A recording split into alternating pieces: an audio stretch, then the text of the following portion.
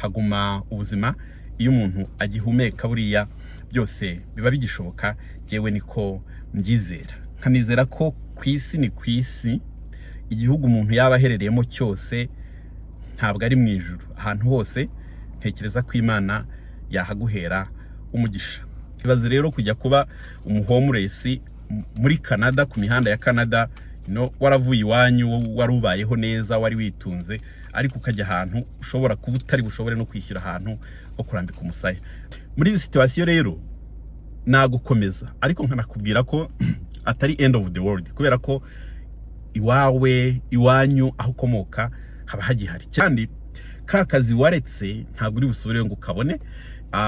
Ya step warugeze, yenda wari ufite n'ahantu wari warashoye imari, wahisemo kuyikoresha kugira ngo urebe ko ibyo muri Canada byafatika.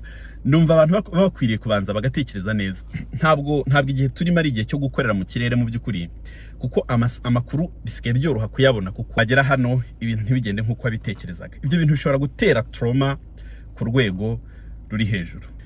Applications zigera ku 30,000 by'abantu basabye ubuhungiro zizaba affected, cyangwa se zabaye affected n'itegeko rishya, iryo bita Bill C-12.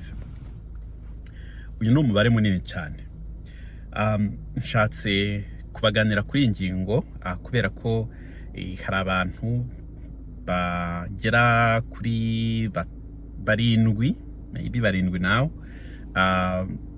bakoze application isaba ubuhungiro bakaba barabaye rejected. Nabakoreye video yihariye, yenda ndumva nzayibaha maybe ejo cyangwa muri weekend, itanga zimwe muri detail z'ibyo abantu bakwiye kwitondera.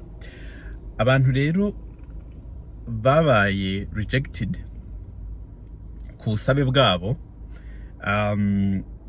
kubera itegeko rishya ryatowe, nigeze kubabwiraho mu bihe byashize cyangwa mwabyumvise n'ahandi. Bill C-12 ivuga ko umuntu wasabye ubuhungiro mu gihe kingana n'umwaka, nyuma y'umwaka akandagiye ku butaka bwa Canada, nuvuga ko ubusabe bwe buzajya buhita buba rejected. Ibyo bivuze iki? Bivuze ko ushobora kuba waraje muri Canada, bashyizeho amatariki kuva itariki 24 z'ukwa gatandatu 2020. Umuntu wese winjiye ku butaka bwa Canada nyuma y'icyo gihe, ariko akazatanga application isaba protection nyuma y'amezi 12, ubusabe bwe buhita buba rejected under y'iri tegeko rishyashya batoye ryaratangiye gukora. Ushobora kuba waraje ukongera ugasubira mu gihugu wari uturutsemo, ukazongera ukagaruka, azinongazi hashize umwaka wose watanze claim, nyuma y'umwaka ukandagiye bwa mbere ku butaka bwa Canada, claim yawe ihita iba rejected. Ushobora kuba warahaje uje kwiga, hanyuma ukiga wagera hagati ukabona ntibiri gukunda neza, nturi kubona ubushobozi, yenda ukaba warumvise ko inzira ishoboka yindi ari uko wasaba ubuhungiro. Harimo abantu benshi babikoze, agicwara abanyeshuri benshi barabikoze. Imibare myinshi ubihari bivugwa ni y'abantu baturuka mu gihugu cy'Ubuhinde, cyane ko ari nacyo gihugu gifite abanyeshuri benshi cyane muri Canada. Ibi ubukungu bw'igihugu, abantu bashobora kwafodinga kwishyura amashuri y'inaha byoroshye, ariko bafite n'amakominota akomeye. By the way, bafite ama business akomeye muri iki gihugu. Bafite abantu b'abayobozi no muri leta, nk'umwe mu bayobozi bahagarariye ishyaka rikomeye muri Canada, naryo rifite imyanya myinshi rwose mu nteko, riyobowe n'umuhinde. Bafite ama business, bafite amasoko akomeye cyane muri iki gihugu. Hari naho ujya ugasanga basa nkaho ari benshi bakoramo, bafite ibikorwa fete. Navuga ko byoroshye ko abantu babo bashobora kuza, bashobora guhayaringa abantu biwabo, bashobora gufasha abantu biwabo bakaza kwiga. So umubare munini. Leta rero itangiye izi mpinduka, ndagira ngo mbaze yenda se nk'ubisasira gatoya, ariko ikigenderewe cyane ni ukubwira abantu claim zabo zamaze kwangirwa, ibintu bimwe byo gutekerezaho by'ingenzi. Nicyo ndi buvugeho, ariko reka mbanze mvuge yenda mbahe background gatoya. Iri tegeko ryatowe ari nk'igisubizo kugira ngo leta igabanye umubare w'abanyamahanga binjira mu gihugu. Urebye niyo ntego. leta iriho ifite intego yo kugabanya umubare w'abantu baza mu gihugu mu buryo buri temporary, n'urugero duhereye aho ngaho ku rwego ruri hasi cyane. So usanga nk'umubare w'abanyeshuri bafataga mu myaka ishize za 2022 na 2023 na mbere yaho cyane byabaga ari 500, 600 buri mwaka. Ubu byaragabanutse bijya ku 300, 200. Umubare w'abanyamahanga bazaga gukora, ngira ngo hashobora kuba hari abantu benshi bari muri iki gihugu bavuye mu Rwanda, bavuye Burundi, bavuye Bugande, bavuye mu bihugu bitandukanye, baje gukora mbere y'icyo gihe impinduka zitaraba, bazaga bari kuri temporary work permit. Uwo mubare nawo ni munini cyane, byageraga mu 600. Ubu intego zihari ni ukugeza ku 300, hafi 200. Urumva ko mu by'ukuri imibare barayigabanyije cyane. Hanyuma bashaka ko umubare w'abantu baba bari mu gihugu utarenga 5% by'abaturage, donc 5% kugeza mu mwaka w'2028. So target niho igarukira, no kuvuga ngo bashaka no kugabanya population growth, uko umubare w'abaturage bagendaga wiyongera nabyo bashaka kwigabanya. Ibi byavuye hehe?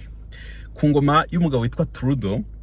Bisa nkaho bari bafite target yo kuzamura umubare w'abaturage, kuko population ya Canada yasaga nkaho itari mikura, abantu bagenda basaza, bisa nkaho bigenda byafegita ubukungu bw'igihugu, kuko murabyumva ko iyo population isaza nta bantu batoya bari gukura bo kubasimbura mu mirimo itandukanye. Bivuze ko igihugu gishobora kugira ingorane mu bukungu bwacyo, kuko igihugu kigirwa no kuba gifite abaturage bakora, gifite abaturage bahanga imirimo, hakaboneka n'abayikora, kuko ntabwo abantu babyara cyane, umwana umwe ni 2 cyangwa nta nabo. Bityo rero igihe cyabayeho Canada yagize abana benshi bavukaga nka nyuma y'intambara ya kabiri y'isi, barabyaye bageza nko muri za 60 birangije birahagarara. So bafata ritime yo kutabyara cyangwa se kubyara umwe cyangwa 2. So abo bantu rero bavutse icyo gihe nibo benshi muri ibi bihe bari gusaza, nibo bari kuva mu tuzi, nibo bari kujya muri za retirement, nibo bafite ndase ibibazo by'uburwayi bakeneye health care. Umubare ni munini cyane, no kuva ko nyuma y'icyo gihe ntabwo ritime yakomeje, bivuze ko muri iki gihe ntabo kubasimbura ku mirimo. Bimwe mu bibazo bihari mwumva bavuga ngo urugero ngo muri health care nta bakozi bahagije bahari, nta ba infirmier bahagije, nta badogiteri bahagije. Harimo niyo ngaruka yuko population irakuze, kandi murabyumva kuko abantu bakura niko bagira ibibazo by'uburwayi buzakenera ubwo bufasha bwo kwa muganga. Ariko ikindi, harimo abakozi bari kujya muri retirement batari kubona ababasimbura. Icyo nacyo kirimo. So hari ubwiyongere bw'abantu bakeneye izo service, hari no kugabanuka kw'abantu batanga izo service. Trudeau rero yari yarashyizeho target yo gushaka kongera umubare w'abaturage, ariko bisa nkaho ubona byari bikozwe mu buryo navuga buhutiweho, kuko byari byoroshye kubona visa yo kuza gukora, byari byoroshye kubona akazi muri ibyo bihe, byari byoroshye kuza kwiga. Abantu benshi baje kwiga rwose mu buryo bworoshye, ndetse binavugwa ko hagiye habamo amafraude atandukanye impande zombi, kuza gukora, kuza kwiga. Hariho abantu bivugwa ko bagiraga n'amadiru, company ikakubwira uti turakwandikira ko tuguhaye akazi, ushake ibiceri runaka, ariko ubizi ko nuhagera akazi ntago hari, uzaza ukiyaranje. Ibyo byaravuzwe byose, leta yagiye ibibona, irabitangaza, ndetse abakoresha bamwe byagiye binagiraho n'ingaruka. Abanyeshuri bagiye bamwe baza, hakaba abantu bakorera amadiru, akabona uko ahagera, ariko nta bushobozi bwo kwiga afite. Abanyeshuri bamwe babaye abahomeless, kuko urumva uje udafite aho kuba, utazabona akazi ngo ushobore gukora ubashe kwishyura aho kuba, ubashe kwishyura ubuzima bwa buri munsi. Byahise bigorana cyane, byagize ingaruka ku bantu benshi. Ingoma rero yari iriho, bayishinje ko yananiwe kumanaginga ikintu cya immigration. Bakavuga bati mwarafunguye cyane, mwakiriye abantu benshi, ariko mutateguye ibikorwa infrastructure, mutateguye ko abantu bazashobona amacumbi agenda henda, ko bwira bugacya amacumbi agenda henda. Mutateguye ko ukuza n'abantu benshi byanze bikunze ni kwazaba ikibazo cy'abantu bakenera ubufasha kwa muganga, ariko ntimutekereje ko ibitaro bifite imyanya iri limited, abakozi bafite imyanya itari myinshi cyane, abantu bajya mu mashuri biga ibyo bintu nabo ntabwo ari benshi kubera systeme nabyo bisa nk'ibiri compliqué kugira ngo bakwemerere kwiga nursing, bakwemerere kujya muri medical school, ni very competitive ku rwego rwo hejuru. Hanyuma kandi abanyamahanga baza bafite izo skills barize hanze ya Canada kugira ngo bashobore kwinjira mu isoko ry'umurimo hano, nabyo bikaba bigoranye cyane kubera uko systeme yubatse. Bakavuga ati rero ingoma ya Trudeau rwose yateje ibibazo Canada ifite nibo babiteje. Ku ruhande rumwe nshobora kuvuga yes, ariko buriya harimo n'ingaruka za corona. Mu gihe cya corona habayeho ibibazo, ngira ngo muzi ko hatangiye no kuzaho amategeko akomeye cyane cyane ajyanye n'ibintu by'inkingo. Buriya rero mu gihe cya corona abantu bamwe banze gufata inkingo, ngira ngo murabizi, ntabwo ari ahantu hamwe gusa, ntabwo ari muri Afurika gusa, ahantu hose byarahabaye. Amategeko yari ariho nuko iyo umuntu atemeraga gufata urukingo rwose akazi warakaburaga. Tuvuga uba nko muri healthcare ntiwemere gufata inkingo nk'uko biteganijwe, rwose ubwo warisezereraga ukagenda. Uri umunyeshuri uri muri medical school, uri muri nursing, wari utegetswe gufata urwo rukingo. Utarufashe ntabwo uzashobora gukomeza kwiga, kuko ntuzashobora kujya mu clinical placement kugira ngo ujye nko muri stage, kubera ko uzaba ugiye guhura n'abantu. Haje amategeko akomeye. Abantu benshi rero bamwe bahisemo rwose, babaye abaheza ngo baravuga ati jewe uru rukingo ntabwo nzafata, ikizaba kibe, bagahita basezera bakabyihorera. Intara zimwe covid irangiye zashatse kugerageza kongera kugarura abantu mu kazi, ariko bisa nkaho byari biri too late. Abantu bamwe bahise bahindura profession for good, abandi bahindura ama province, abandi bajya hanze, bajya muri Amerika, kuko Amerika ikeneye abakozi cyane, kandi iyo wize muri Canada ufite license biroroshye kugira ngo ugende ubone akazi hari ukore. Abandi baragiye bajya muri Australia, bajya mu bindi bihugu bisa nkaho bijya kugira systeme ijya kumera nk'iya Canada, baba ariho bajya gushakira ubuzima. So ibyo rero byose byagiye bigira ingaruka. Ingoma rero yakurikiyeho yasimbuye kwa Trudeau n'undi ni y'abaliberali. Ishyaka ntiryahindutse, imirongo ngenderwaho ntiyahindutse, yenda basa nkaho bahinduye gake uko babikora. Ikintu cya mbere rero bashatse gukora, barimo biyamamaza, kuko hano umuturage afite ijambo rikomeye. Ni ukuvuga ko ashobora kugushyira ku butegetsi, ashobora no kugukuraho rwose, kuko ubu ngubu amatora aje, bagatora bakavuga bati ubutegetsi buriho bumaze imyaka, bugiye kumara imyaka 2, murabubona gute? Murumva mubufitiye confidence? Murabona ibyo babasezeranije barimo babikora? Bagashyiraho amatora ya kamarampaka, ariko nabyita. Ntibyagutangaza ugiye kubona ukabona abaturage baratoye ngo iri shyaka nirive ku butegetsi, turabona nta kintu riri gukora.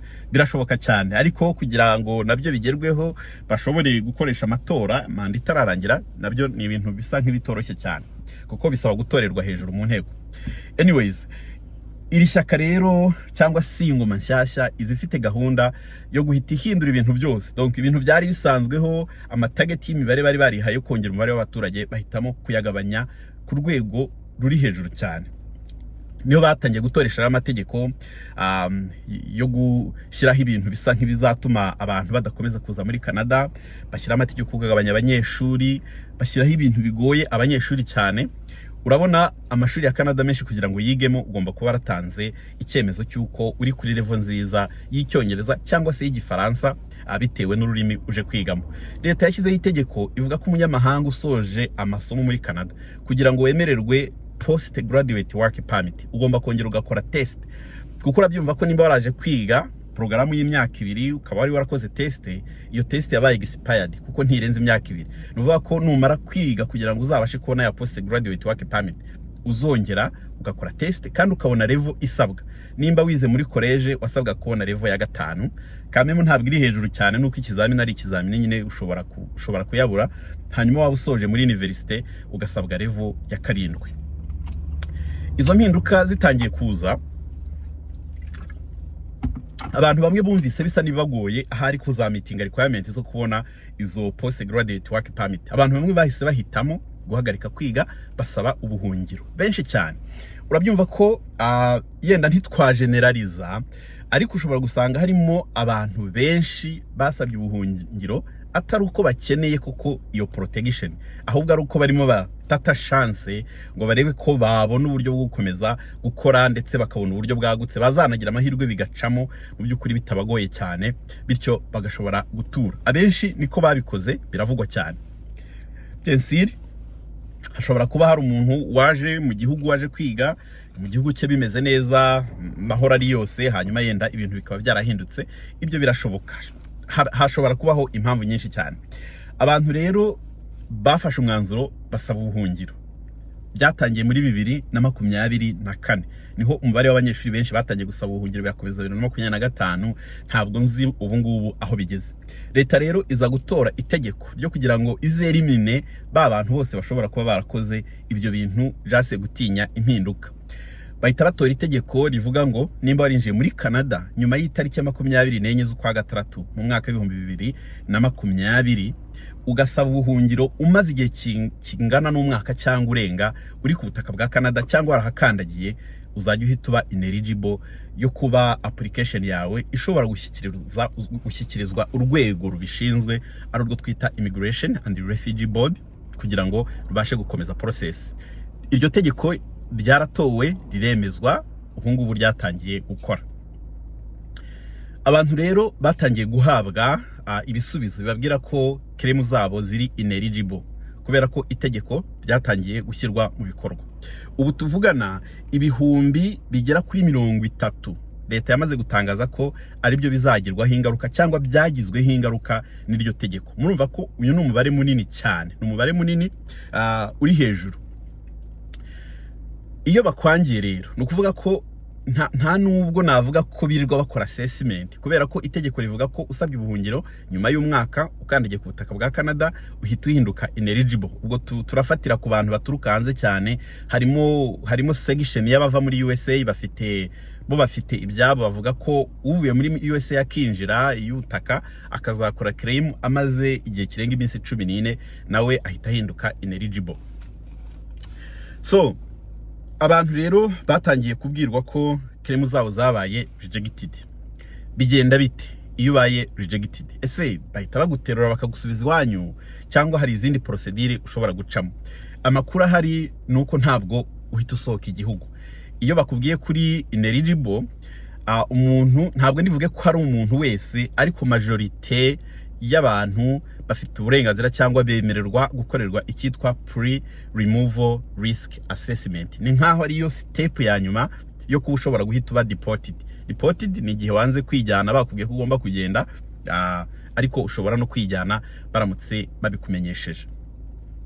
Umubare rero w'abantu benshi bamaze kwakira ubu butumwa ko claim zabo zabaye rejected, no kuvuga ko bagategereza ko CBSA, Canada Border Service Agency, ibandikira cyangwa se boherereza amabwiriza yuko bashobora gukora icyo kintu cyitwa pre-removal risk assessment. Ni nka application, bivugwa ko ni nk'ubundi busabe, ni nko kongera gusaba ubundi bushyashya, ugasobanura uburyo uramutse usubiye iwanyu ubuzima bwawe bushobora kuba buri mu kaga.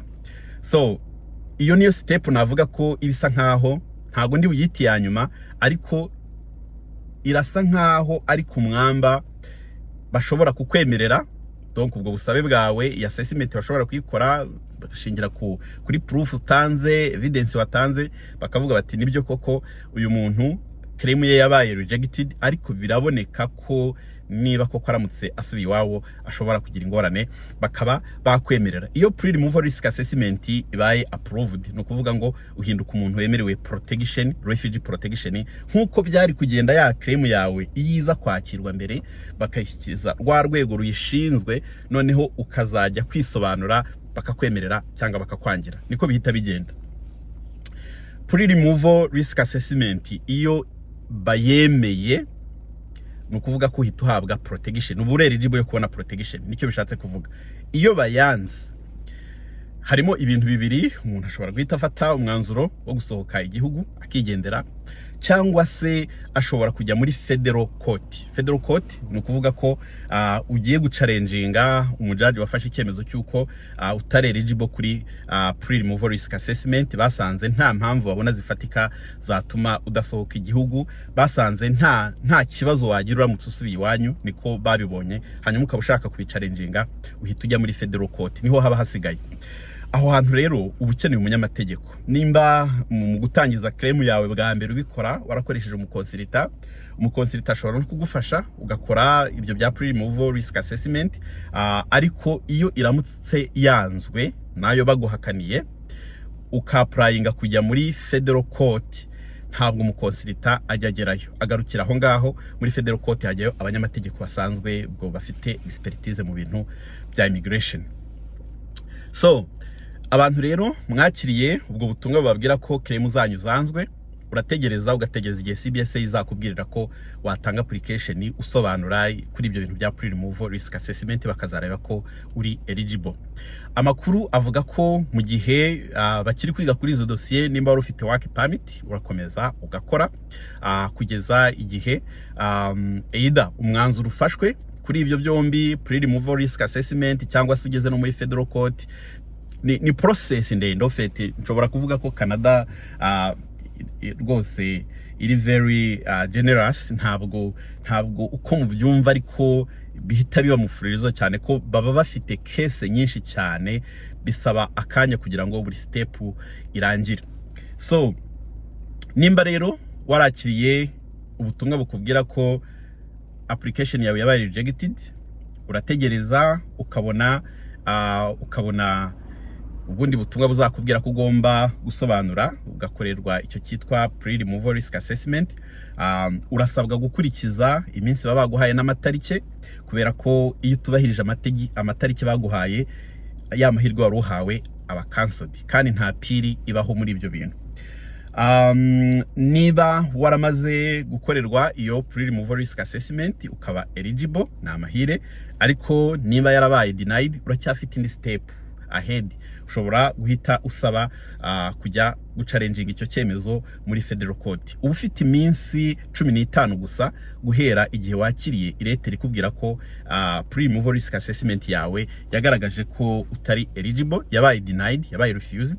Bityo rero bakagusaba ko nimba ushaka kujya muri federal court ufite iminsi 15 gusa kugira ngo ube utanze application. Uramutse uyirengeje ubwo bita biba ibindi. Ubwo byageze muri federal court biba bafite uko bizaba processed, nabyo bishobora kwangwa, ugifite amahirwe yo kwapiringa, ugifite amahirwe yo kuzagera muri Supreme Court. Donc ni process ndende.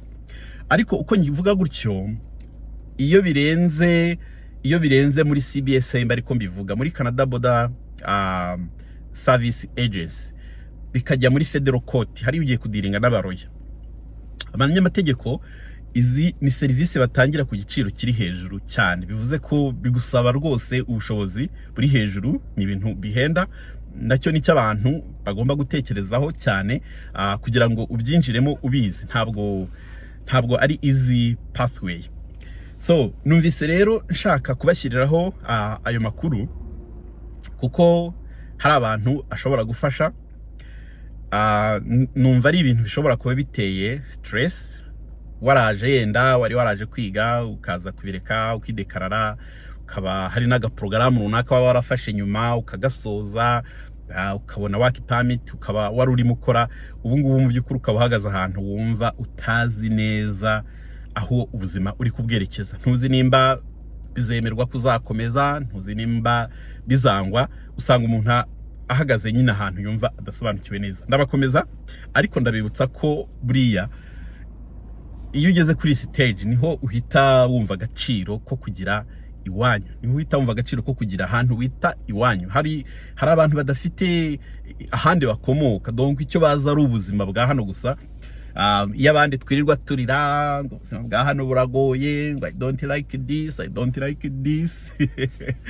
ukagereranya ukavuga uti wacu bameze gutya, iwacu social life, abantu barasurana, abantu baragenderanirana, abantu barakundana, abantu abantu bagira ibiheti, cyangwa se iwacu ubona iza avantage hano ntizihaba, cyangwa se ibi ngibi biba hano iwacu ntibihaba. Hano hari abantu batagira iyo comparison kubera ko nta handi hantu bazi. Muri iyi situation rero nagukomeza ariko nkanakubwira ko atari end of the world, kubera ko iwanyu aho ukomoka haba hagihari. Keretse uramutse ufite izindi ngorane, ariko mu mutwe ugomba gushyiramo ko ibyo ugerageje byose biramutse byanze kameme mu rugo hahora ari mu rugo. Niko mbitekereza, niko mbyemera. ibi ariko bikananganisha kubwira wowe ujye ubitekereza, yenda muzabyumva neza muri video yindi nakoze ijyanye n'ibintu byo gusaba ubuhungiro.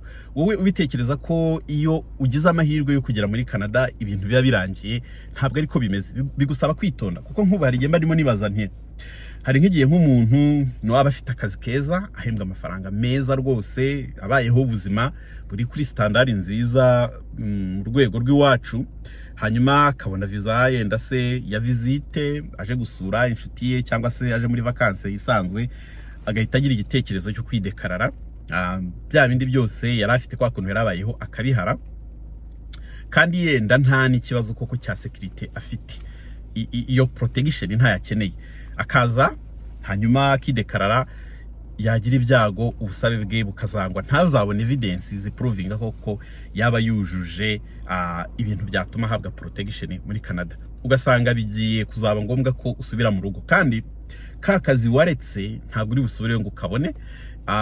Ya step warugeze, yenda wari ufite n'ahantu wari warashoye imari, wahisemo kuyikoresha kugira ngo urebe ko ibyo muri Canada byafatika. Numva abantu bakwiriye kubanza bagatekereza neza. Ntabwo igihe turimo ari igihe cyo gukorera mu kirere mu by'ukuri, kuko amakuru bisigaye byoroha kuyabona kuko internet yaraje. Ubu ngubu amakuru ajyanye n'ibintu byitwa gusaba ubuhungiro ushobora kuyabona, ushobora kumenya kritere bagenderaho, ndetse ushobora kubanza ukiga n'ikibuga ukareba ahantu ubarizwa muri kritere bagenderaho. Donc ugatera nawe ugatera igiceri hejuru ukibaza uti ibi bintu byanye nshaka kujyamo bizatanga umusaruro. Urimo uratekereza kujya kwiga ukavuga ati reka nshaka uduceri two kubahuma mu maso mbere ko ufite ubushobozi, nimpagera nzahita nidekarara kwiga mbyihorere. Ukabutekereza ko bizaba birangiye. Ntabwo ariko bimeze, haracyari urugendo runini guhera aho ngaho kuva widekaraye kugeza igihe uzavuga ngo wabona permanent residence, noneho ufite icyangombwa kikwemera gukora wisanzuye. Harimo urugendo rurerure, nibyo gutekereza rwose. Ndetse ubu nsa nkaho natangiye kujya nemeranwa n'abavuga ko iyo umuntu atekereza kujya kwiga muri Canada, gutekereza kujya kuhakorera, gutekereza kujya kuhatura, ni umushinga wo gutegurwa. Ntabwo ari ibintu byuka mu gitondo ngo uhite uvuga ngo ndagiye just kubera ko ubonye visa ya visite, ubonye visa yo kujya gukora, yenda se hari abagufashije ubona akazi, ugahita wumva birarangiye. Utwo wari ufite iwanyu igihugu herereyemo uragurishije, uravuze ubu ngubu kwa heri ni wacu, kwa heri bye bye. Wagera hano ibintu ntibigende nk'uko wabitekerezaga. Ibyo bintu bishobora gutera trauma ku rwego ruri hejuru. So be careful, think twice, shaka amakuru kuko amakuru arahari. Hanyuma abatari mu bihe byiza nk'uko nari ndimo mbivuga, bakiri muri ama process, mukomere rwose, nta gikuba cyacitse. Ubuzima burakomeza, uracyafite iwanyu, urafite ahantu ushobora kujya kandi bashobora kukwakira nta n'ingorane rwose. Kandi ndetse unasohotse ugifite amahirwe y'ikindi gihe, niko navuga, haba hari igihe kindi ushobora kuba uzagira amahirwe ukahaza mu buryo busobanutse, ibintu bigenda bihinduka. Ndumva rero nagira ngo mbahe ayo makuru, hanyuma nanababwire gukomeza gushakisha amakuru uko mutekereza, uko wumva ushobora gukina n'ikibuga cya hano. Ntabwo ariko bimeze. Hano hari amategeko akomeye, kandi ubuzima bwaho buragoye. Ntabwo ari hahantu waba udafite icyangombwa kikwemera gukora. Nakubwira ko ari impossible kuko birangira ugiye ku muhanda. Ibaze rero kujya kuba umuhomeless muri Canada, ku mihanda ya Canada, waravuye iwanyu, warubayeho neza, wari witunze, ariko ukajya ahantu ushobora kuba utari bushobore no kwishyura ahantu ho kurambika umusaya. Byaba ari ikibazo. Mutekereze kabiri. Hanyuma abari mu process, amahirwe masa, abari muri izo challenges turimo tuvuga zijyanye n'itegeko rihindura ibintu, namwe mukomere, mukurikize ibyo mubwirwa, amabwiriza, mukurikirane cyane, muvugane cyane n'abantu babafashije, abanyamategeko cyangwa abakonsilita. Nibo bantu bari mu mwanya mwiza wo kubagayidinga icyo gukora. Ibindi haguma ubuzima. Iyo umuntu agihumeka buriya byose biba bigishoboka.